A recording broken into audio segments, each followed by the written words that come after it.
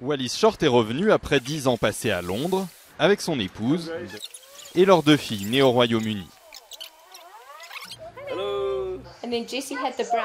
Et lorsque toute la famille regarde les vidéos de ce temps-là, personne ne regrette d'être rentré. Ah, c'est notre petit jardin à Londres. Le trampoline y occupait toute la place. Désormais, il y a un peu plus d'espace pour le trampoline, du soleil quasiment toute l'année et une grande maison pour en profiter, comparé aux 75 mètres carrés londoniens. Londres a été une belle période de notre vie, mais ce n'était pas chez nous et nous n'avions pas la même qualité de vie qu'ici. C'est vraiment bien d'être de retour à la maison. Comme cette famille, de plus en plus de Sud-Africains décident de revenir au pays après des années à l'étranger.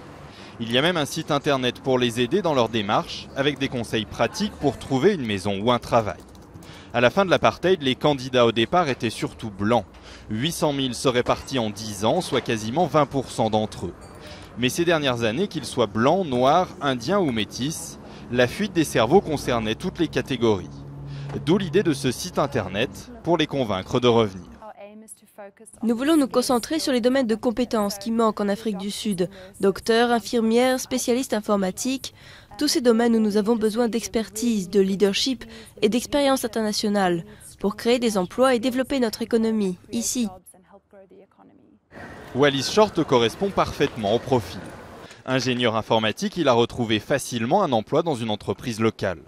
Il ne fait pas partie de ceux qui craignent le Black Economic Empowerment, ou BEE, cette politique de discrimination positive qui favorise les groupes historiquement désavantagés. J'étais vraiment plutôt confiant de retrouver un travail, même avec le BEE.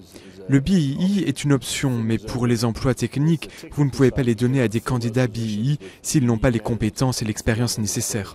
Les agents immobiliers qui s'intéressent de près à ce mouvement notent que la tendance s'accentue. Ceux qui vendent leur maison pour partir à l'étranger n'ont ainsi jamais été aussi peu nombreux. Le développement économique et la stabilité politique du pays l'expliquent en partie, tout comme la crise européenne et américaine. Nous savons que l'Europe est en crise, que l'économie américaine est faible elle aussi. Vous avez donc une bonne partie des pays où les Sud-Africains immigrés qui ne va pas bien, où les perspectives d'emploi ne sont pas bonnes. Et je crois que cela explique le ralentissement de l'immigration. Wallis Short reconstruit lui une maison et une vie en Afrique du Sud. Plus question de repartir. Et il le dit à tous ses amis sud-africains, restez sous le crachin londonien.